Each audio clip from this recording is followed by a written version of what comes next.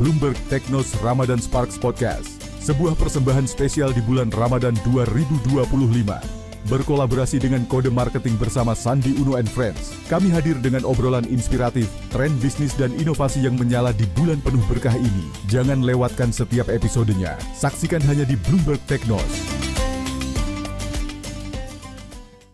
Assalamualaikum warahmatullahi wabarakatuh. Selamat datang di Ramadan Spark, Kode Marketing dan juga Bloomberg Technos yang akan membahas seperti apa Rasulullah memberikan impact dan dampaknya ke dalam kehidupan kita sehari-hari. Hari ini ada yang sangat spesial, meskipun saya sendiri, tapi saya kedatangan dua orang yang sangat inspiratif. Kita langsung perlihatkan kamera, tepuk tangan untuk 10.000 orang yang hadir. Makasih undangannya. Makasih udah datang. Saya nggak akan kenalin karena kayaknya kalau udah di scanning algoritma mukanya udah muncul semua di Google, ya kan? Kita kenalan dulu sama yang sebelah kiri saya. Nama saya, waalaikumsalam warahmatullahi wabarakatuh. Dan langsung pengen kenalan aja ya, gitu ya, belum salam ya. Ta'aruf kan ya? Ta'aruf. Kalau kenal nggak maka ta'aruf. Saya Indrawan Nugroho, saya adalah CEO dan co-founder Cias. Wow. Cias itu Corporate Innovation Asia, lembaga konsultan inovasi. Saya juga konsultan di situ, juga konten kreator juga. Maka langsung feeling at home dong sampai ke sini dong. Oh my God. Dan senang banget bakalan ngomongin sesuatu yang bakalan ini fresh from the oven ini ideasnya. Makasih sekali undangannya. Makasih udah datang Mas Indra. Silakan. Yang ini luar biasa ya teman-teman ya. Aku sangat respect sama beliau. Silakan Syekh.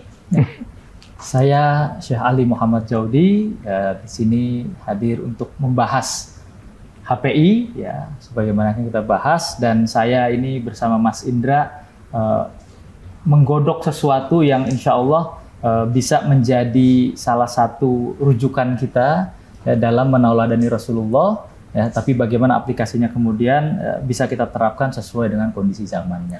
Wow. Udah di spoiler barusan kontennya, tapi kita mau tanya dulu apa yang menarik dari bajunya Mas Indra? Nah, ini nih baju ini judulnya High Performing Individuals. Apa sih itu, Mas? Ini kan tadi yang saya tadi udah sempat spoil kan. Jadi bahwa kita habis nih ngegodok nih selama sekian bulan dan kita baru aja nih buat pelatihan yang judulnya ini nih, High Performing Individuals. Nah, terus pertanyaannya nih apa sih sebenarnya itu makhluk apa itu ya? Betul. High Performing Individuals. Jadi HPI, kita singkatnya gitu aja supaya cepat, adalah orang yang punya kemampuan untuk menampilkan kinerja pada potensi tertinggi, tapi nggak cuma sekali dua kali, across time, melintasi waktu. Wow, timeless ya? Bukan hanya timeless dalam arti ini bisa kepake kapan saja, tapi sepanjang waktu. Waduh, berat tuh kayaknya ya. Bukan hanya across time, across role. Karena kita semua itu kan punya peran yang beda-beda. Yes. Ada kalanya misalnya saya seorang ayah, saya seorang suami, saya seorang CEO, saya juga pengusaha, investor, di masyarakat ada lagi misalnya di komunitas tertentu. Nah, gimana kita bisa jump dari satu role ke role yang lain tapi tetap bisa jaga kinerjanya ada di level yang tinggi. Bahkan across condition. Ya namanya manusia kan kondisinya kan nggak selalu ada di atas, nggak selalu kita happy, kadang-kadang kita lagi bete, kadang-kadang kita lagi demotivate gitu. Gimana supaya bisa kita across time, role, and condition tadi itu. Nah itu yang kita explore, udah lama sekali, cukup lama ya, sekian bulan lamanya, dan akhirnya alhamdulillah kita punya kesempatan untuk membawakannya pertama kali kepada teman-teman. Kemarin baru aja nih, masih fresh tentang gagasannya. Betul, gagasan API ini sebenarnya sih kalau keilmuannya udah lama ya, betul ya nanti saya akan cerita ya. Tapi kita kemas dalam bentuk sebuah pelatihan yang orang bisa langsung dapetin experience-nya, rasain hasilnya. Nah itu baru kalau yang itunya. Ya. Berarti ini anak bayi ya, baru lahir. Baru lahir. Dan kalau ngomongin soal ini tuh banyak banget pertanyaan di otak saya tuh terkait kan era distraction nih. Untuk menjaga performing itu kan sulit sekali. Betul Mungkin ini bisa dijawab nanti sama Syekh Ali. Gimana caranya kalau kita ngebahas di eranya Ramadan, high performing individual ini kan pasti ada teladan dari Rasul juga ya, Syekh ya. Gimana caranya mengaplikasikan apa yang Rasulullah ajarkan dan kemudian muncul high performing individual, Syekh? Ya. Sebetulnya kan kalau kita lihat ini proses kita hidup tidak luput dari itu semua kan. Artinya kebanyakan kita berfokus meniru Rasulullah. Nah, meniru ini yang kadang-kadang ya akhirnya hanya di permukaan saja, akhirnya jadi barang tiruan. Nah, padahal kita perintahnya adalah mentauladani beliau. Nah, mentauladani ini kan konteks yang berbeda dengan meniru atau sekedar meniru. Nah, di antara yang perlu ditauladani adalah etos kerja beliau dan bagaimana beliau berproses. Beliau itu perannya banyak, secara bersamaan, berlapis, kemudian menghadapi berbagai dinamika yang luar biasa. Nah, di situ ada pelajaran-pelajaran. Lantas kalau orang bilang, wah itu kan Rasul, kita kan bukan. Ya betul, tetapi Rasul itu justru untuk ditauladani. Nah, jangan sampai tanpa sadar kita menempatkan beliau terlalu tinggi dari yang dimaksudkan Allah, ya sehingga kita merasa apapun yang Rasul lakukan kita nggak bisa. Nah, artinya apa? Akhirnya ya sudah, itu kan Rasul, itu kan Rasul. Padahal dalam hidup beliau itu semua itu kita disuruh mengikuti sunnahnya itu apa? Kan berarti untuk mengikuti langkah-langkah yang beliau berikan kepada kita sebagai petunjuk. Yes. Nah, di antaranya adalah bagaimana kita hidup secara optimal, ya dalam artian memberdayakan potensi tertinggi kita. Nah, ini yang sering kali kita nggak gali. Kita merasa bekerja, kita merasa berjalan melakukan kegiatan, ya padahal di dalam situ kita belum memberi yang terbaik. Rasulullah selalu memberikan yang terbaik, kapanpun, dimanapun beliau berada. Ya, nah makanya kita mengenal di antaranya ada 4 sifat Rasulullah, ya fatona, sidik, amanah, dan tablik. Nah keempat ini ya salah satu jantung dalam HPI, karena dasarnya kita adalah targetnya kita untuk melayani. Melayani itu dari mana? Dari ubudiyah. Ya, tidaklah aku ciptakan jin dan manusia melainkan untuk beribadah. Nah kata ibadah ini sering mendapat porsi yang setengah. Beribadah itu hanya ritual. Padahal ibadah itu kalau diterjemahkan kan ada kata abdi negara. Yes. Nah abdi itu kan bukan berarti penyembah negara. Yeah. Nah seringkali kata ibadah itu penyembahan targetnya. Padahal itu adalah pelayanan. Nah makanya di era modern sekarang, ini mungkin istilahnya bahasanya Mas Indra ini ya, ada VUCA ya, volatile, uncertainty, complexity, sampai ambiguity ya. Gitu. Nah kondisi ini kan kita terombang-ambing. Nah leadership yang pas itu adalah servant leadership. Ya, melayani, jadi menjadi bagian dari apa yang dipimpin, bukan sekedar pemimpin di menara gadingnya sendiri. Nah itu yang dicontohkan Rasulullah dari dulu. Justru makin kesini makin relevan. Gitu. Menarik. Ada kata-kata tadi servant ya. Berarti kan sebenarnya ada 2 diksi yang perlu diperjelas nih, bahwa melayani versus tadi mengabdi itu totally different. Dari sudut pandang seorang strategic person gitu. Untuk diimplementasikan bahasa langit itu ke bumi gimana Mas Indra? Nah itu tuh. Jadi banyak teman-teman yang nanya juga ke saya gitu ya. Ini Mas Indra kok tiba-tiba kok ya kayak bayi aja belok nggak pakai sen gitu ya. Ngomongin tiba-tiba HPI. Udah gitu berbasis Al-Quran lagi gitu ya bersama dengan saya ini. Nggak biasanya kan teman-teman taunya kan saya kan strategi, inovasi, bisnis, teknologi gitu ya. Nah ternyata ketika saya coba merenungi apa sih yang sekarang banyak terjadi di perusahaan, di masyarakat, bahkan sampai di rumah tangga gitu. Kenapa kok sekarang ada hashtag Indonesia gelap lah gitu kan. Ada yang kabur aja dulu lah dan sebagainya. Kayaknya seolah-olah kita dalam satu kondisi di mana kita tuh galau, bingung, gamang, sampai akhirnya kita lari aja deh, flight, bukannya justru fight. Ya. Dan itu terjadi di mana-mana loh Pak. Ya, saya sebagai konsultan, sebagai trainers, coaches, itu ngelihat langsung, ngalamin langsung teman-teman yang mengeluhkan itu, ngerasakan itu gitu. Sehingga muncul satu pertanyaan besar di kepala saya gitu. Pasti ada solusinya, nggak mungkin lah ya. Kan itu kan udah janjinya Tuhan ya, bahwa dalam satu masalah pasti di baliknya adalah akan ada kemudahan gitu. Pasti ada solusinya menyertai gitu. Cuman solusinya apa gitu? Ketika kita gunakan solusi-solusi yang selama ini saya pakai lah ya, atau saya pelajari lah ya, atau saya latihkan gitu, kok kayaknya nggak benar-benar menyelesaikan sampai pada level fundamentalnya gitu. Maka kemudian dari situlah saya belajar ke Syekh, kemudian juga menggali banyak ilmu pengalaman beliau, dan akhirnya mulai kebuka itu yang sumbernya dari Al-Quran justru. Bahwa sekarang ini tantangan dunia itu udah nggak kayak dulu lagi.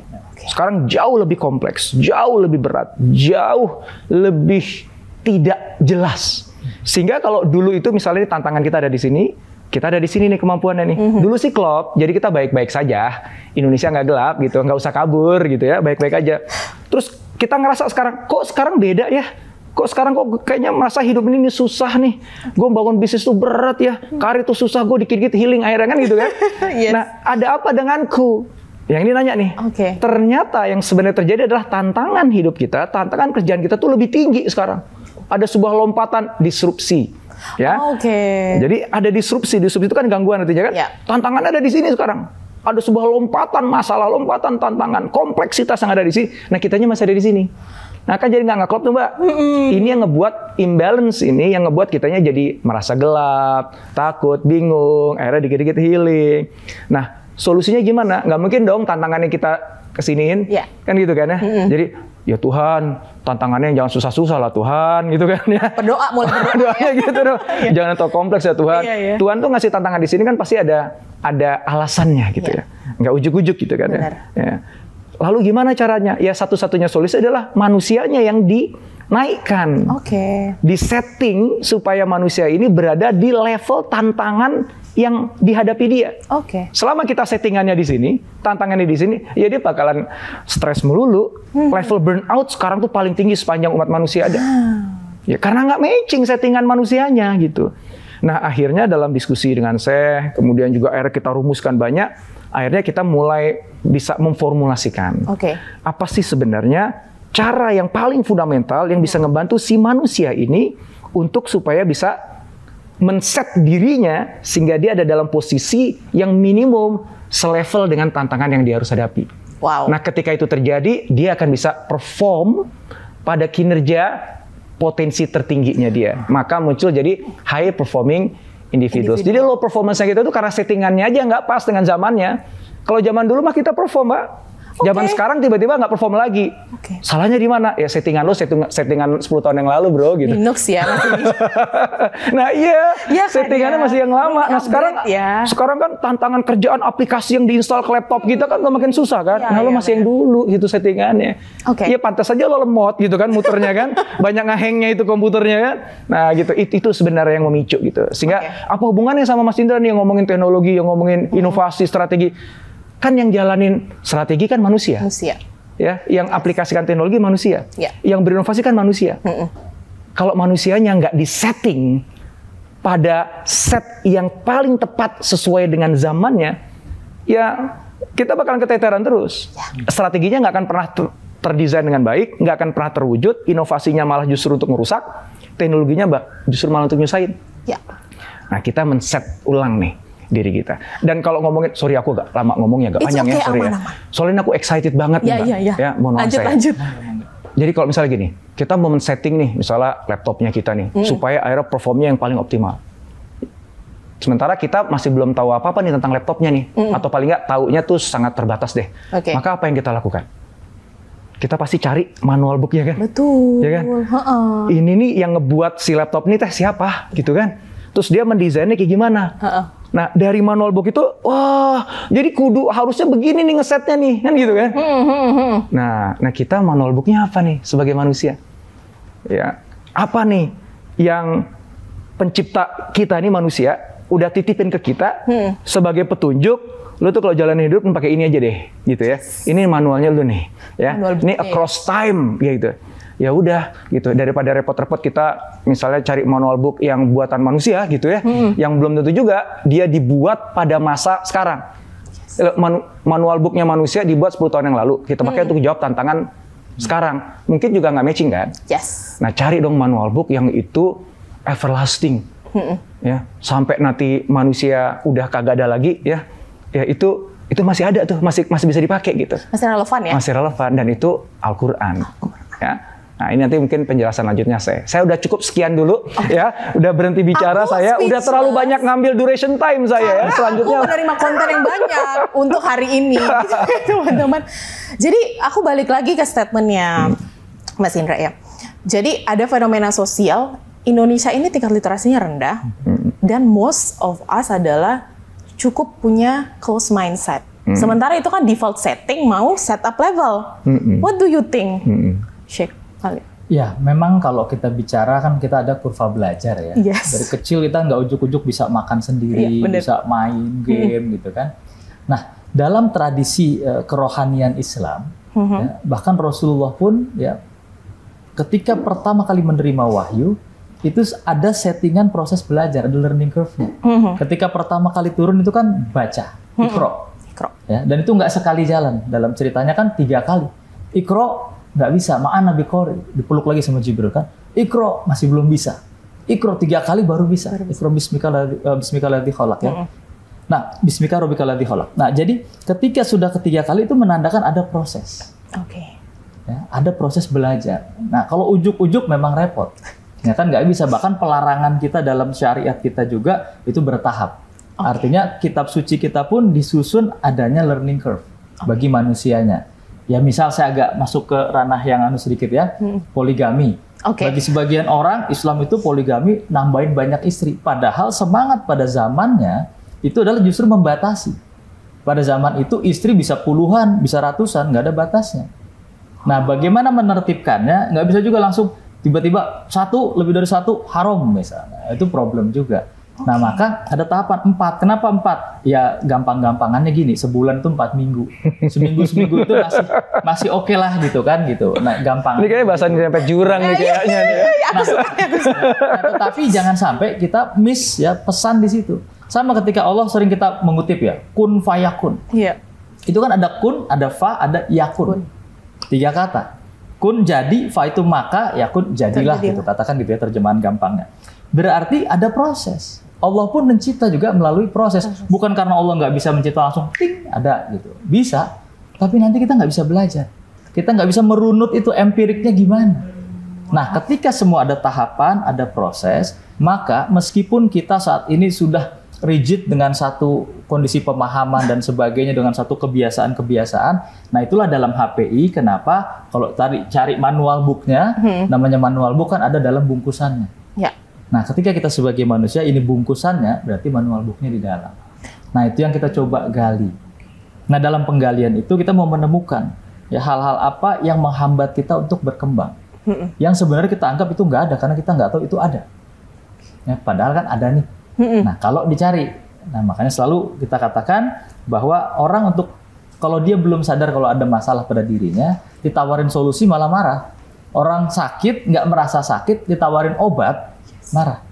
Nah, kadang-kadang keadaan yang akan memaksa. Ya, atau ada satu kondisi yang ya kita sometimes perlu kejedot dulu untuk ingat kita punya kepala. Iya. Baru ngeh gitu kan. Kadang-kadang segala sesuatu hilang dulu, lepas dulu, atau berpotensi hilang, baru sadar bahwa itu berharga. Ya, dalam hubungan pun kan sama, kadang-kadang gitu, nyesalnya belakangan. Nah, kok banyak relate ya Mbak? Gitu. Nah, tetapi proses itu justru ya kasih sayangnya Allah kepada kita. Nah, dalam HPI semua hal yang menimpa hidup kita itu kita baca, kita ikro. Karena itu udah perintah fundamental.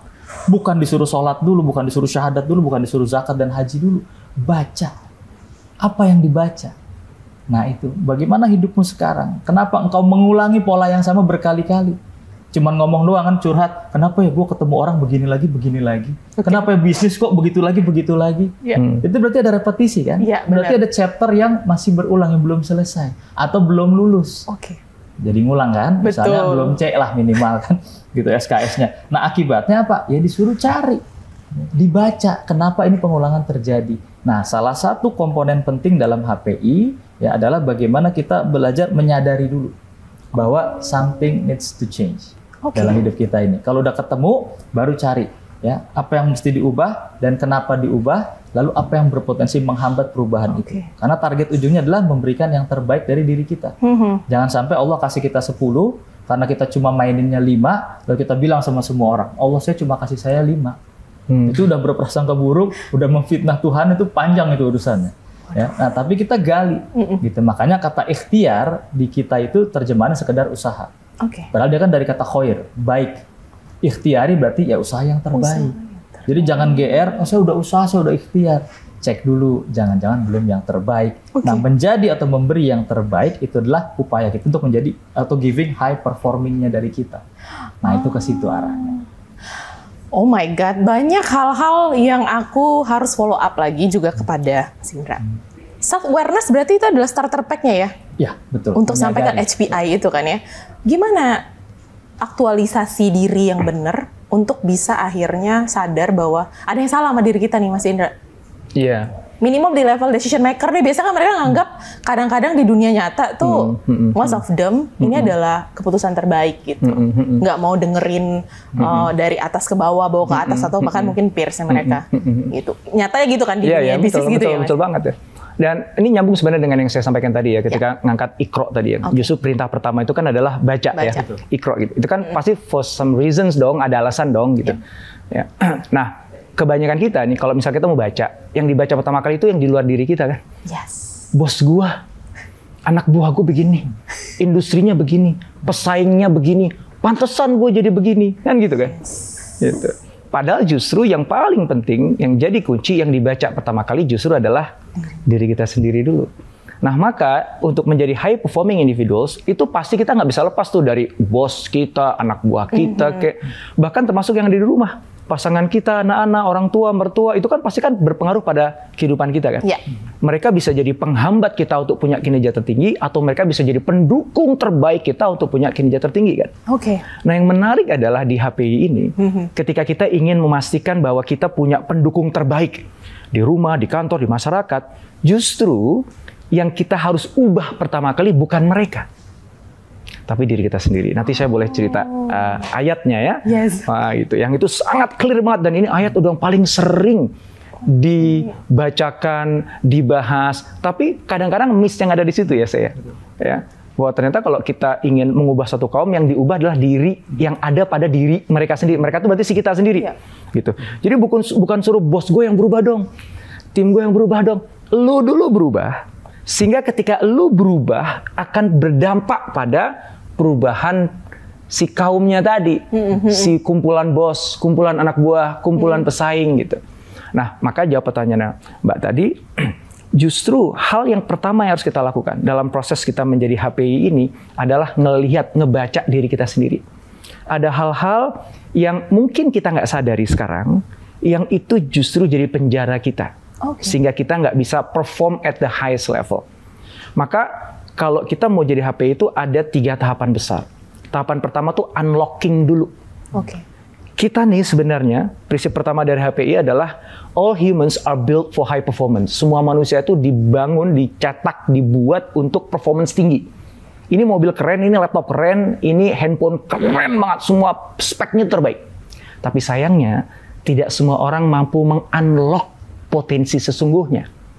Sehingga handphonenya mah canggih, cuman banyak kan sekarang kan yang handphonenya udah canggih ya, tapi makanya cuman kirim WA, nonton TikTok gitu. Padahal itu handphone tuh lebih canggih dibandingkan komputer yang dipakai bawa manusia ke bulan pertama kali loh. Berlipat kali, makanya cuman begitu doang. Nah, manusia juga sama.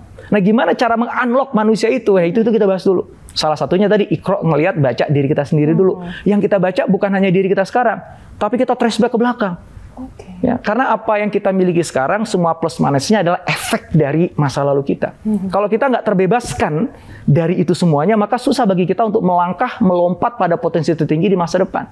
Unlock dulu. Nah, unlocknya caranya Iqra diri kita, benahi yang ada dalam diri kita. Begitu udah ke unlock, kita baru bisa elevate. Itu fase kedua.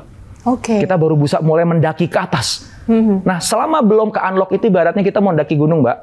Cuman kaki kita itu ada batu besar, ada beban besar yang ngebuat kita manjatnya jadi berat. Ada mikul beban batu besar, mana berat. Kita terpenjara oleh diri kita sendiri. Nah, begitu udah lepas, dakinya lebih mudah. Walaupun tidak mudah, lebih mudah. Karena namanya daki pasti susah kan? Sulit. Gitu. Tapi lebih mudah. Baru kemudian di level terakhir, begitu udah sampai kepada fase ketiga, kita baru bisa transcend. Transcend itu bisa go beyond dari kita sendiri, udah nggak lagi fokus mikirin kita fokus mikirin orang lain, ngebangun lingkungan kita, sampai bangsa dan negara. Karena kita udah dalam kondisi terbaik untuk bisa melakukan itu. Itu makanya baru tuh, high performing individual tuh ada di situ. Aku melanjutkan ini, ya Sheikh. Jadi kalau kondisi existing orang-orang yang punya peranan besar terhadap banyak tanggung jawab besar, let's say negara gitu. Kalau mereka bukan termasuk dalam HPI, ini tiba-tiba dikasih beban yang besar. Jadi sekarang gimana kira-kira, Sheikh, untuk bisa ngasih tahu dulu, harus ikut kelas ini dulu, gitu loh. Gimana megang beban yang besar kalau misal unlocking belum, masuk elevate belum, apalagi ngomongin tadi transcend itu. Nah, itu tuh saya tuh seru tuh saya dibahas saya mau saya. Ini di kita dulu ya. Jadi kalau kita suka ngeliat gitu ya, wah ini orang sebenarnya ada dalam posisi yang strategik. Iya betul. Dia bahkan di pemuka masyarakat gitu ya. Gitu. Dia ada gitu. Tapi kenapa kok kelakuannya begitu? Iya, kok nggak performing high ya gitu. Kita nggak usah ngomongin performing high dulu deh gitu ya. Malah minus kadang-kadang. Ini kudu harusnya nggak begitu. Jadi justru jabatannya, kekayaannya dia, bahkan ilmunya dia tidak tidak dipakai untuk kepentingan umat orang lain. Yes. Berarti kan dia belum sampai fase ketiga dong, belum transcend aku cinta tadi kan? Harusnya kan dari situ kan? Betul. Dia belum beres dengan masa lalunya kan? Nah itu jadi justru masalah kan hidupnya. Nah ini saya monggo. Kita mohon izin ya teman-teman, karena ini adalah kita cinta sama negara ini. Jadi kita akan bervisi secara yang benar. Gitu. Kan mumpung Ramadan ya Mbak ya, refleksi diri dong. Betul, kita mau muhasabah diri kok. Iya. Ini memang problem yang menarik ya. Artinya dalam bulan Ramadan kita itu dari kecil dijanjikan ya, bahwa setan-setan itu diikat, dibelenggu di penjara. Tapi faktanya yang berkeliaran masih banyak. Apakah pengetahuan yang sampai ke kita itu yang salah atau pemaknaannya? Nah, karena yang harus memenjara setan-setan itu ya kita-kitanya para manusia. Karena setan itu kalau udah ngomongin setan, iblis, ini kan ada elemen-elemen dalam kitab suci kita yang jangan cuma diterjemahin pakai mitos. Kalau iblis itu ada tanduknya gede, nggak tahu nongkrongnya di mana misalnya. Setan itu di kuburan atau di pohon beringin atau apa gitu. Ini semua elemen ya, ketika ego begitu tinggi ya, dalam kesombongan kita tidak mau mendengar orang lain, berarti kita sedang menjadi iblis bagi diri sendiri. Iblis itu asal kata balasa, yang terputus. Ya, jadi dia terputus dari memahami kediriannya. Nah, begitu dia kemudian menjadi syaitan, nah apa itu syaitan? Syakona itu artinya yang terjauhkan. Kesadaran dia membuat dia terjauhkan dari kebenaran dan dia ngajak orang pula. Jadi kalau lagi ke diri sendiri ngaco, berarti lagi jadi iblis. Tapi kalau lagi ngajak orang jadi ikut ngaco, itu lagi jadi setan. Berarti banyak setan dan iblis di sini. Ya? Makanya gelap Mas. Maaf. Bukan aku yang ngomong loh ya. Iya, maksudnya gelap tuh lampunya. Nah, sedangkan malaikat itu adalah bentuk malak ya. Karep, tekad gitu ya. Itu kehendak kita, keinginan kita, hakikatnya kita bicara dari cahaya yang ini menjadi disiplin kita terhadap ketuhanan, selalu taat kepada perintah Tuhan. Jadi ini kan tarik-tarikan yang ceritanya. Nah, tarik-tarikan ini kadang-kadang bermasalah ketika kita mendapat amanah. Nah, jabatan-jabatan ini kan amanah. Ya. Dalam salah satu ayat dikatakan Allah memberikan amanah pada langit, pada bumi, pada gunung-gunung, semua menolak karena takut dengan beratnya, tapi manusia menerimanya. Terus di ujung ayat dikatakan sesungguhnya manusia itu aniaya lagi bodoh, zoluman jahula. Ya ini kan kayak sindiran, kok kita ngambil bukannya dihebatin, itu kok malah dikatain gitu ya, seolah-olah begitu. Nah padahal bukan dihina oleh Allah, tetapi diingatkan. Kamu sudah menerima amanat itu, kalau kamu tidak jaga dengan benar, kamu aniaya dan bodoh. Kamu menerima amanat itu lalu kamu sia-siakan, juga kamu aniaya dan bodoh. Nah, sehingga kalau kita udah kadung menerima amanah, ya perintah dalam ayat yang lain adalah memantaskan diri. Nah, kadang-kadang kita nggak pernah tahu soal datangnya amanah ke kita kan nggak melalui proses. Kalau Rasul bilang kan jangan kasih jabatan ke orang yang berambisi, yang pengen jabatan itu. Tapi dalam prosesnya kita punya demokrasi. Ya demokrasi itu barang yang kita punya, ya udah itu dipakai kan gitu. Karena itu yang ada sekarang. Gitu. Nah, dalam prosesnya nggak semua orang yang ada di tempat itu adalah orang yang tepat. Ya, karena banyak cara untuk nyampe ke situ. Nah, however, ya ketika dia sudah ada di situ, kalau dia punya dorongan memang untuk melayani, ya beribadah tadi, ubudiyahnya, ya kan kita perintahnya melayani Allah. Ya. Nah, bukan menyembah saja. Kalau cuma menyembah, kita punya asisten kerjaan cuma nyembahin kita, terus dia nggak kerja cucian masih demek gitu ya, setrikaan numpuk gitu kan repot kan. Nah, kita maunya dia melakukan pelayanannya. Nah, begitu juga kita manusia. Nah, berarti kepada sesama manusia karena Allah nggak butuh kita. Berarti melayani Allah adalah dengan melayani sesama manusia, berkhidmat pada kemanusiaan. Nah, proses ini kalau dia menyadari, oh ini saya dapat amanah. Nggak ada yang kebetulan dalam hidup ini. Ya, saya sering katakan kalau di majelis kita hidup ini kadang-kadang terbimbing oleh kebetulan-kebetulan yang tidak kebetulan dan terlalu kebetulan untuk bisa disebut sebagai sebuah kebetulan. Iya, oke. Nah, sehingga kalau dia sadar, oh ini amanah nggak sembarangan. Jangan sampai saya masuk kategori zoluman jahula. Manusia yang aniaya lagi bodoh terima amanah, maka ya dia mulai masuk ke awareness tadi. Ada kesadaran, maka dia akan mulai mencari. Bagaimana lantas caranya saya untuk bisa menggunakan atau menjalankan amanah ini sebaik mungkin. Berarti kembali, dia harus menerimanya sebagai dirinya yang terbaik. Nah, bagaimana dia menggali keterbaikan dirinya, potensi yang Allah sudah sematkan pada dirinya, nah itu ada prosesnya. Dimulai dari apa? Ya ikro lagi. Baca. Nah, cara detailnya gimana? Yaitu kita gunanya mempelajari Rasulullah dengan perjalanan beliau. Nah, itu kira-kira kondisinya begitu kalau udah kadung menerima jabatan. Jangan aniaya. Itu note nih ya. Berarti harusnya self awareness itu bisa juga di-triggering dengan ini tadi ya. Betul. Shake ya. Oke, kayaknya Mas Indra udah mau pengen menyampaikan sesuatu. Enggak, sudah, belum ya. Udah kebanyakan ngomong saya. Oke.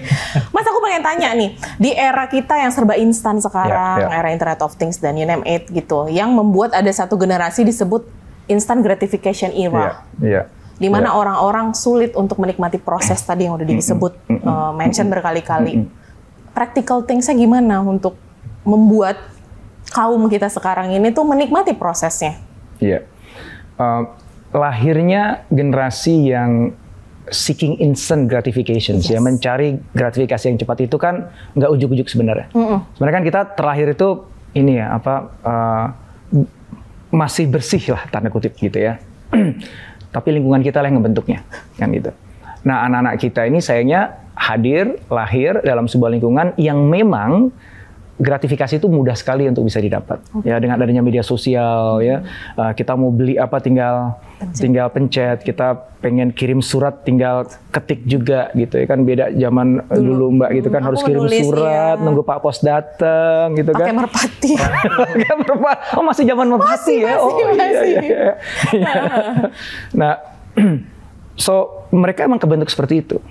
Dan kita jadi nggak bisa salahkan mereka gitu. Jadi menurut saya sih perspektif yang harus didudukkan dengan benar itu adalah mereka begitu karena lingkungannya ngebuat mereka begitu.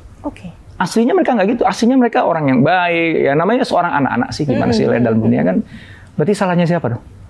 Kalau bukan salah si anaknya, salahnya kita dong. Iya benar. Ya, orang tua, kakak, guru, dosen, konten kreator, ya. Langsung self-reflective. Ya, yang akhirnya mengarahkan mereka ke arah situ gitu. Itulah sebabnya tadi saya juga berulang-ulang berkata semuanya pakai proses. Kun fayakun yang disebutkan dan lain sebagainya gitu. Justru ketika kita bicara HPI ini ya, saya kembalikan pada konteks HPI ini. Salah satu premis dasar yang kita selalu sampaikan berulang ke teman-teman semuanya bahwa kamu nggak instan jadi HPI juga. And you don't have to be HPI pada level tertinggi besok, enggak juga kok gitu. But you have to start. Right? Nah, startingnya dengan Iqra tadi, dengan baca itu dulu. Emang pelan-pelan dia mendaki. Ketika udah sampai yang tertinggi pun bukan berarti itu end of journey-nya dia. Karena begitu kita sampai kita yang tertinggi, itu menjadi basis untuk next journey-nya kita berikutnya.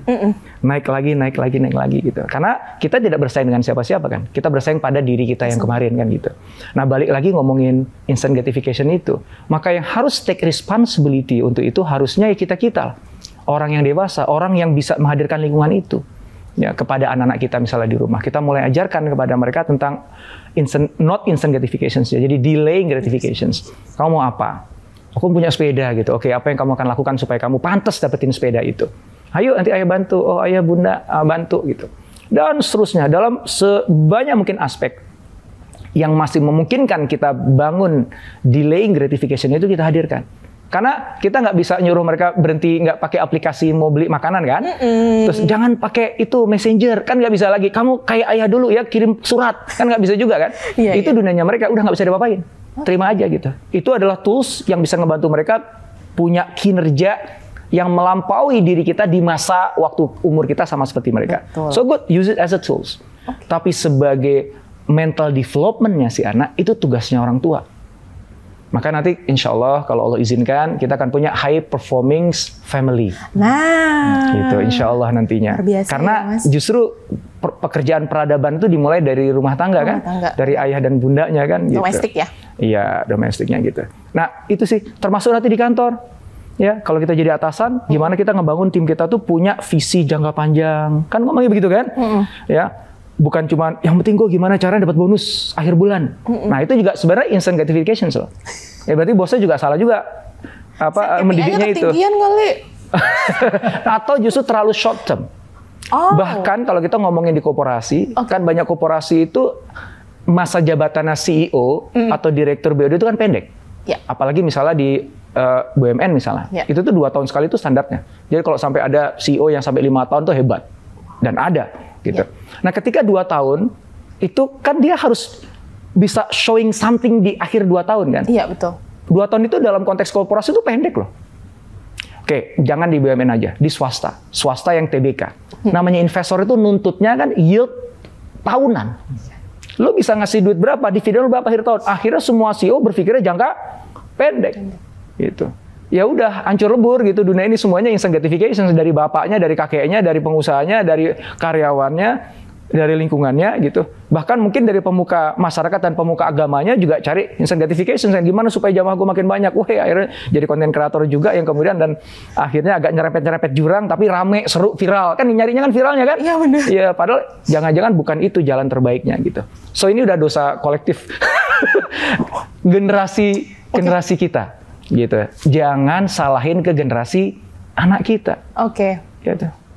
Ingat ya, karena itu kita yang rusak, bukan mereka mah anak baik kayak gitu saya. Ini mohon maaf nih kalau saya tahu. Berarti itu outputnya sebenarnya kan? Kenapa? Inputnya adalah kita ini. Iya, jadi yang dibenerin siapa? Anaknya atau kitanya? Kita dong. Iya, kitanya bener ya. Iya. Nggak salah teman-teman semua. Sesuai kan? Jadi kalau HP itu mulainya justru dari kita sendiri. Maka ada individual di situ ya. Yes. Exactly. Dan dinafsikan mulai dari diri sendiri. Nah. Tapi kalau terkait instant gratification, boleh ya, sekarang. Itu ada satu ayat kan Allah sudah katakan sesungguhnya manusia dibuat dalam keadaan tergesa-gesa. Oh iya benar. Oke. Aku sedang visualisasikan itu. Oke. Nah, jadi manusia itu memang sudah defaultnya ada naluri untuk instant gratification. Oke. That's why semua social media, semua alat perjudian itu semua memancing kecanduannya kita melalui gratifications. Delayed gratifications yang menuju pada instant gratifications. Kayak misalnya jackpot, ditarik kan nggak langsung keluar hasilnya kan, muter dulu, nunggu satu, roulette, semua sama. Social media, notifikasi ada yang nge-like, ada yang enggak, itu belakangan muncul. Jadi antisipasi kita sama. Semua anak kecil suka unboxing. Yes. Karena mengantisipasi, oh dalamnya apa nih, dapat apa nih. Ya, nah itu sudah masuk dalam industri. Ya, consumer behavior itu dipelajari, psychology-nya dipelajari. Nah, dari ayat tersebut ada konsekuensi yang berjalan di zaman kita. Zaman yang sulit melahirkan orang-orang yang hebat. Yes. Orang-orang yang hebat akan menciptakan zaman yang mudah. Kita sekarang ada di sini nih, ya disrupsi teknologi kan. Iya, benar. Nah, zaman yang mudah akan menciptakan orang-orang yang lemah, yang enak, yang instan, karena teknologinya udah maju. Nah, orang-orang yang lemah ini nanti kemungkinan akan menciptakan zaman yang susah. Dari zaman yang susah itu akan tercipta lagi orang-orang yang kuat. Nah, jadi itu siklusnya. 360 ya sebenarnya. Jadi kita perlu mengamati itu dan mengantisipasi itu meskipun tetap berjalan, tapi kita memberikan yang terbaik di setiap fase. Nah, itu across time yang dalam HPI itu maksudnya ke situ. Oh my goodness.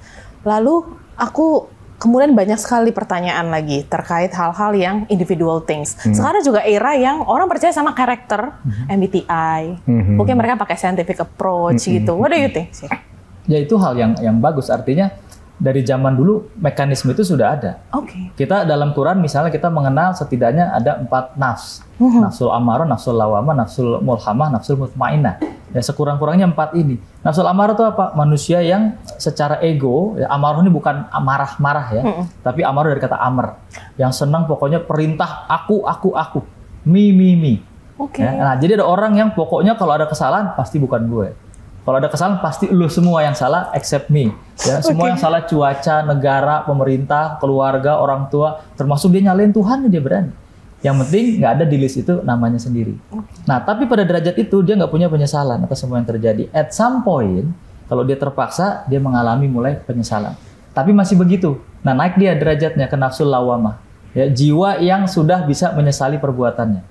Walaupun masih begitu. Ya, it's okay, it's learning curve kan. Gitu. Nah dari sini nanti kemudian dia belajar lagi, makin sering dia menyesali. Awalnya nyesalnya setelah selesai kejadian, lama-lama nyesalnya baru kejadian, nyesalnya saat kejadian dia berhenti, di awal menjelang kejadian jadi nggak jadi, akhirnya nggak terjadi lagi. Naik dia derajatnya ke nafsul mulhamah, jiwa yang terilhami yang sudah tahu bedanya baik dengan buruk. Tapi kadang-kadang masih memilih yang buruk. Nah, dia tidak mensucikan dirinya, dia memilih yang baik, dia mensucikan dirinya. Semakin sering dia kasih makan jiwa yang mensucikan dirinya ini, naik lagi derajatnya ke nafsul mutmainnah, yaitu jiwa-jiwa yang tenang. Nah, makanya di ayatnya kan disapa oleh Allah, ya ayyuhan nafsul mutmainnah, irji'i ila rabbiki radiyatan mardiyah. Wahai jiwa-jiwa yang tenang, yang tidak tenang tidak high. Ya, jadi yang high cuma yang tenang. Nah, kenapa dia bisa tenang disuruh kembali ke Tuhannya? Karena dia sudah tahu jalan kembali, sudah tahu keilmuan dan sudah tahu modal dirinya. Meskipun ya kita katakanlah masuk ke surganya Allah bukan modal ibadah kita, tapi atas ridho Allah. Tetapi paling tidak dia bisa lebih tenang menghadapi prosesnya. Nah, ketenangan didapat dari pendakian karakter ini, perjalanan. Jadi itu pun sudah ada. Nah, kalau sekarang ada scientific approach gitu dengan psikologi dan sebagainya, terutama positivisme misalnya, ya itu kan sama, positivisme itu Martin Seligman dan sebagainya mengacu atau mengadopsi dari kondisi-kondisi yang di kita udah ada, tawakal, sabar, ya kan ada apa istilah perma ya, positive mindset, terus engagement. Nah itu tadi engagement itu kan kekeluargaan, silaturahmi, sakinah mawaddah warahmahnya ada di situ. Ya, kemudian positive intent tadi, intentionnya bagaimana dia berjalan memurnikan niatnya, membersihkan pikirannya, tazkiyatun nafsnya di situ. Jadi kena semua. Nah, di dalam HPI kita ada, makanya mengikronya tadi adalah ke diri sendiri dulu mulainya.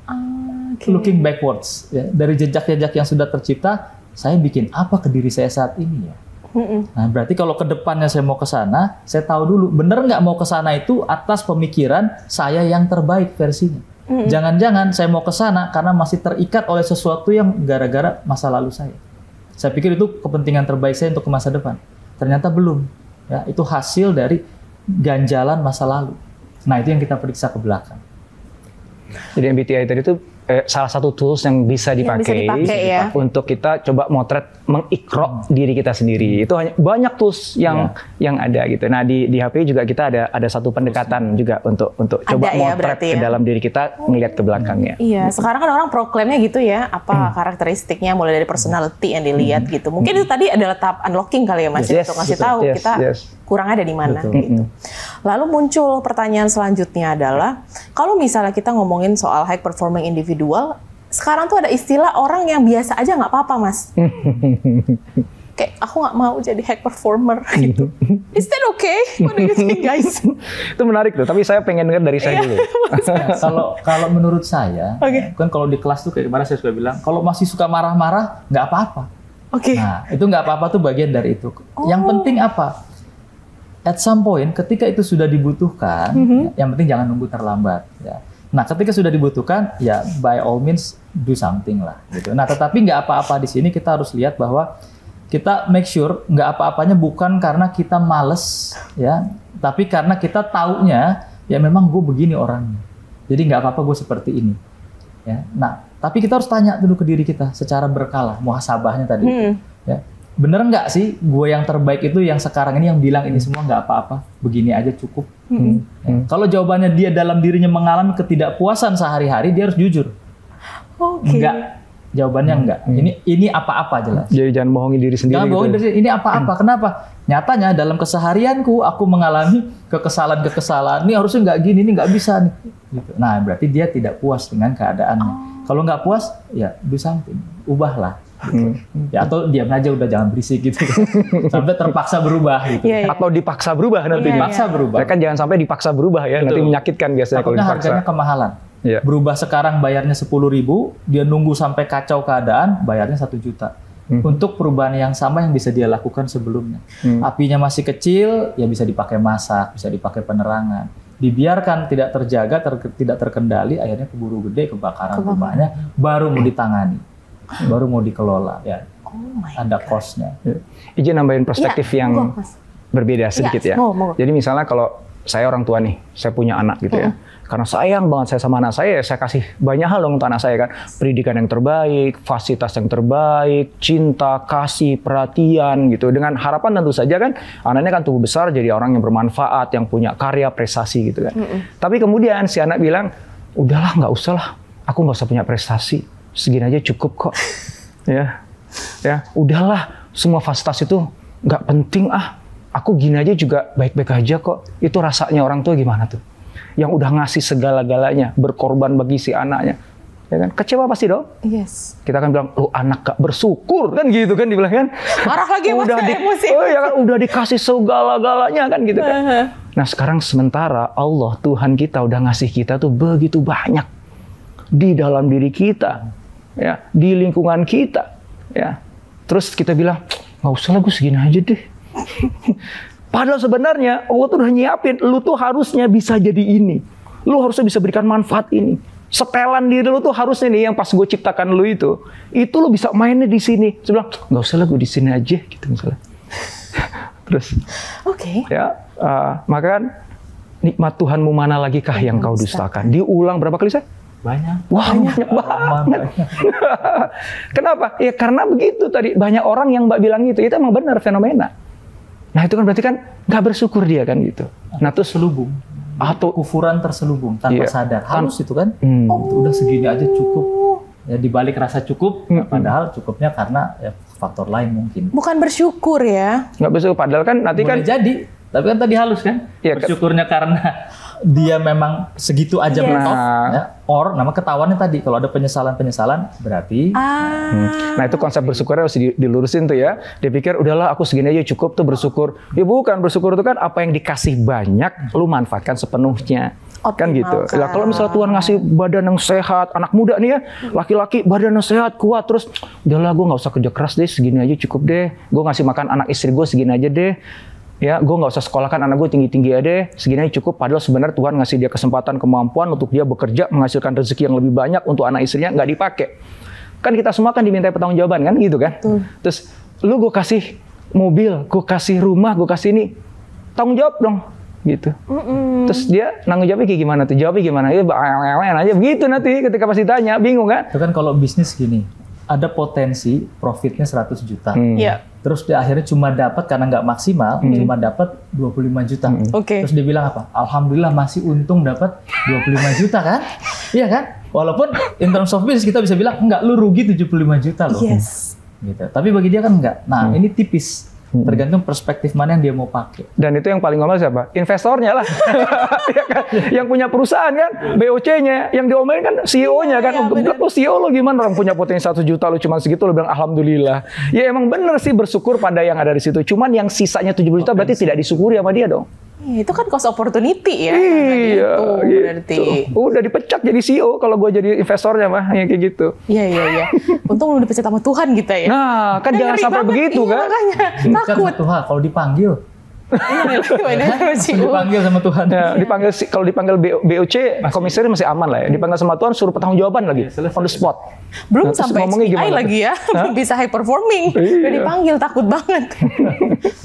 Terus beberapa hal lagi yang cukup fenomena sosial nih yang harus kita bumikan, bahasa-bahasa langit SPI ini adalah gimana akhirnya seluruh orang di dunia ini menyadari bahwa semua hal adalah starting from yourself.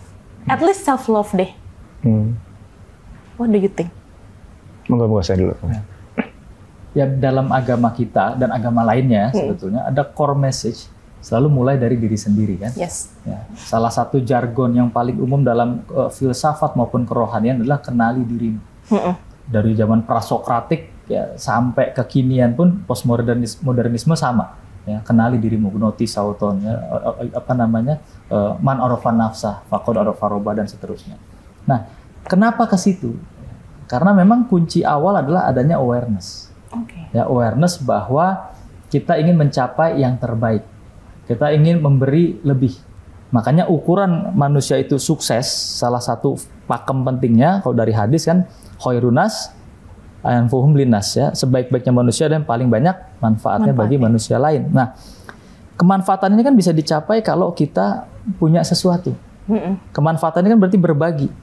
Ya, nah, ketika kita berbagi, ya mulainya dari mana? Ya dari punya dulu. Kita kan nggak bisa membagi sesuatu yang kita nggak punya. Nah, untuk bisa punya, berarti kita perlu memenuhi serangkaian parameter sehingga kita bisa either mencipta atau kebagian. Nah, inilah yang kemudian jadi mindset pelayanan. Kita melayani, memudahkan orang, memudahkan satu proses. Dari situ ada timbal baliknya, ada balasan.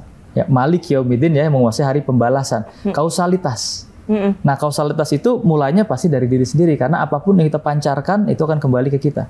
Ya, diri kita ini kan transceiver ya, transmitter sekaligus receiver. Gitu ya. Nah, dalam prosesnya apa yang muncul di pikiran kita, yaitu yang cenderung akan kembali lagi ke kita. Ya, Al-Qur'an itu hidup misalnya. Dari diri kita ketika baca yang bacanya senangnya perang, ya, maka seolah-olah ayat ini nyuruhnya perang semua. Dan itu terjadi. Ada orang yang baca Quran senangannya urusan urusan bawah gitu ya. Ya, seolah-olah dia dapat justifikasi untuk ke situ. Ya, terjadi kan misalnya yang tentang ya santri-santri dan sebagainya. Nah, tapi kita nggak bisa bilang bahwa Al-Quran ini menyuruh kita perang. Nih orientalis misalnya bilang begitu. Ya, tidak. Banyak negara yang sampai detik ini, hari ini sedang berperang, itu kan bukan orang yang menganut Al-Quran. Ya. Dan dari sebelum ada Al-Quran manusia sudah saling perang, kan gitu. Nah artinya apa? Itu kembali kepada naluri dasar kita. Itu yang perlu kita selami. Makanya selalu perintahnya adalah dengan mengenali diri, ya, pintu masuknya gitu. Nah maka kalau kita bicara peradaban zaman sekarang, ya kita udah sibuknya keluar, ya lupa tengok ke dalam, gitu. Karena apa? Too many disruption dan sebagainya, yang semestinya itu bisa dipakai. Nah, itu bisa dipakai untuk mempermudah hidup kita. Ada ChatGPT misalnya kan, dulu mesti nyari atau apa, ini udah bisa ditanya gitu kan, tinggal pakai. Istri saya pakai resep makanan, ya, buat seminggu pakai ChatGPT sampai budgetnya keluar. Kalau wilayah Jakarta nih beli terongnya, beli apanya misalnya itu keluar itu. Ya mungkin ChatGPT-nya kesel juga mungkin. Ya, kok dipakai tanya lu gitu ya. Nggak ada yang lain tanyaannya gitu. Tapi itu keuntungannya buat keluarga kan gitu ya. Manfaatnya. Nah, artinya ya kita sekarang didorong untuk selalu menengok ke dalam. Nah, momentum Ramadan jangan sampai kebanyakan kita hanya jadi ritual tahunan. Ya begitu nyambutnya kan, bukaannya pakai apa, takjilnya ribet gitu kan, sahurnya apa, kekenyangan, udah begitu aja. Berat badan nambah gitu kan, bajunya baru tapi badannya tetap yang lama, mindsetnya tetap yang lama. Ya semuanya yang lama. Nah berarti kita nggak ada perubahan. Nah justru kita manfaatkan setiap Ramadan, dalam setahun kita punya 30 hari camp ya. Jadi itu semacam training camp kita 30 hari, ya make sure ada yang berubah. Mau kecil it's okay. Ya, even kecil gitu, tapi yang kecil itu kan dimulai dari situ, gitu. Tetapi paling tidak, Ramadan saya hari ini beda loh dengan Ramadan saya kemarin. Alhamdulillah peningkatannya apa? Itu yang dirayakan. Jangan cuma ikutan ketupatnya, rendangnya, opornya, gitu. Tapi kepada dirinya tidak ada yang diselebrate. Rasul sudah bilang, setiap tubuhmu itu punya hak, ya atas dirimu itu punya haknya, gitu. Nah haknya itu diantaranya dijaga, dirawat, termasuk diajak untuk menjalani pelayanan yang terbaik yang kita mampu. Nah itu. Nah, silakan Mas. Nebelin yang tadi saya terakhir omongin tadi ya. Jadi kita kadang-kadang salah menerjemahkan istilah self love tadi. Jadi self love itu seolah-olah jadinya semuanya berpusat pada diriku. Jadi self centric akhirnya. Maka akhirnya manjakan diriku sendiri dong. Aku boleh dong sesekali, pokoknya semaunya aku aja. Self kan gitu kan. Rewards ya Mas ya. Iya gitu. Padahal self love tadi seperti yang saya sampaikan adalah memberikan tubuh kita, diri kita haknya. Badan ini kan punya haknya untuk istirahat. Ya, hati ini juga punya haknya untuk juga tenang dulu deh sebentar dari hiruk pikuknya dunia. Pikiran kan punya haknya. Nah, itu self love tuh di situ, memberikan haknya. Ya sudah, kalau haknya udah terpenuhi, ya sudah kan gitu. Maksudnya ya jangan nggak usah ditambah-tambahin lagi. Justru nanti tubuh ini, self kita itu punya misi sebenarnya, punya peran yang lain ada di situ. Ya, dari yang rumah tangga, suami, istri, anak, orang tua, sampai kemudian nanti yang lebih luas lagi. Nah, ketika kita mengambil peran apapun itu berbasis self love tadi, itu akan optimal, kan gitu. Kenapa? Karena diri kita tuh haknya udah terpenuhi, sehingga kita dalam kondisi terbaik untuk memberikan pelayanan tadi. Kalau misalnya hatinya itu kering gitu ya, haus karena nggak pernah terisi dengan baik, gimana kita bisa ngasih pelayanan? Justru ngambil dari haknya orang lain. Ini. Ya, si suami kosong nih, ya isi hatinya nih kosong. Dia nggak ngambil dari haknya si istri. Dia ambil haknya si anak nggak dapat perhatian. Karena aku yang butuh perhatian terus nih, karena aku kan kosong nih. Ya gimana mungkin orang yang tidak memenuhi hak dirinya bisa berikan pelayanan yang terbaik. Maka self love itu didudukkan dalam kondisi itu. Bukan semuanya berpusat pada dirinya, bukan memanjakan perasaan, memanjakan diriku. Sesekali aku boleh dong semauku sendiri. Itu bukan self love itu. Itu self destruction bahkan. Bukan love, self damage. Karena dia akan merusak dirinya dan lingkungannya nantinya. Luar biasa obrolan kita hari ini, fruitful banget ya teman-teman. Tapi sayang orang di belakang sana sudah durasi. Kan tadi aku udah bilang harusnya 7 jam kita nih. Habis sampai sahur deh harusnya. Tapi aku ada one questions. Kalau misalnya kita kaitkan sama mindfulness, what do you think? Ada relevansi nggak sama high performing individual? Silakan Syekh. Ya, monggo. Jadi kalau kan konsepsi mindfulness ini kadang-kadang banyak definisinya. Nah, tapi kalau kita sederhanakan, mindfulness itu adalah bagaimana kita melakukan apapun dari mulai proses berpikir, merasa sampai bertindak itu dengan penuh kesadaran. Ya, kalau di Jawa itu kan eling lan waspodo. Ya, conscious and aware. Ini kan pasangan semua nih. Nah, kalau di kita itu ya dalam konteks Ramadan ini kan kita diminta menyadari aspek lain yang seringkali terbengkalai. Ya, yaitu apa? 30 hari kita pertama melaparkan diri. Kan gitu kan? lama-lama turun nih kejasmanian kita. Aktivitas kita terpengaruh.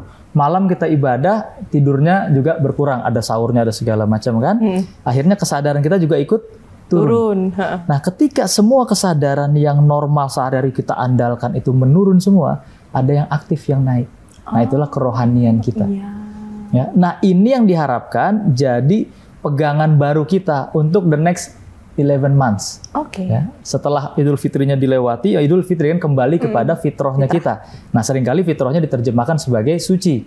Bukan, fitrah itu artinya bukan suci. Dari kata fatoro, ya artinya adalah sumber, source. Makanya dari fatoro, fatero, father, father, padre, Peter. Nah, itu etimologinya ke situ. Gitu. Nah, jadi Idul Fitri, itu kembali, fitrah itu adalah sumbernya, sumber kita adalah dari Allah. Makanya kembalinya juga harus kepada Allah nantinya kan. Nah, oleh karena itu 30 hari ruhaninya muncul, mencuat. Kenapa? Sebagiannya sudah terlemahkan. Yang biasanya paling aktif malah ruhaninya terlemahkan. Kali ini gantian ya. Kamu punya modal loh. Nah, dengan ruhaninya naik, mulailah dia melakukan sesuatu agak melambat, tapi dengan kesadaran penuh. Kalau sholat kan ada tumak ninah. Ya, jangan kayak keran bocor gitu kan. Wah, selesai tahu-tahu gitu kan. Gitu. Nah, kenapa bisa cepat selesai? Oh, biar setan telat gangguin. Ya, tapi nggak begitu juga ya. Dulu sahabat Rasulullah Ibnu Abbas radhiyallahu anhu tuh begitu jawabannya. Tetapi beliau sholatnya bagus. Gitu. Nah, bukan kayak keran bocor misalnya. Nah, tumak ninahnya nggak boleh hilang. Nah, dalam hidup sometimes kita mau going to higher speed. At some point kita justru melambat dulu. Untuk ngelihat sekitar kita nih what exactly ya, atau where exactly are we right now. Karena kita nggak bisa, makanya dalam HPI ini kita ada kongruensi, ada koherensi yang memotret bahwa nggak cukup ada di waktu yang tepat, di tempat yang tepat. Tapi kita harus juga jadi orang yang tepat. Nah, 3 ini. Nah, salah satu caranya being mindful. Ya, jadi makan pun Rasulullah kan ngajarin ya mindful eating. Ya, ada kita intermittent fasting, harusnya juga ada intermittent eating kan gitu. Ya, intermittent masukin apapun ya. Minum juga kan sama beliau kan juga ya mindfulness gitu. Jadi semuanya itu ada dalam kondisi mindfulness. Tapi dalam kehidupan yang begitu cepat pace-nya ya, kita disediakan 1 bulan dalam setahun itu untuk reset factory setting. Recharging dan factory setting tadi, bahwa kita punya modal ruhani ini untuk melihat segala sesuatu, stop dulu, pause dulu, jangan terus go. Nah, paling kesana mindfulness di kita ini. Wow, luar biasa. Gimana kalau menurut? Thank you. It's just more than enough. Aku nggak bisa nambahin apa lagi. Kita langsung mindfulness ya guys. Langsung praktek aja kita. Langsung praktek aja. Oke, kalau gitu. Teman-teman, banyak sekali konten yang full konten hari ini. Jadi tolong dicatat kalau perlu apa-apa. Kalau ada pertanyaan boleh tanya di kolom komen. Karena kita bakalan ngobrol lagi di episode selanjutnya dengan narasumber yang juga nggak kalah serunya. Makasih banyak. Sama-sama. Kita bakalan ngobrolin hal-hal lain yang seru. Selamat ketemu lagi di next episode. Assalamualaikum warahmatullahi wabarakatuh. Waalaikumsalam warahmatullahi wabarakatuh. Thank you, Shane. Thank you, Mas. Makasih.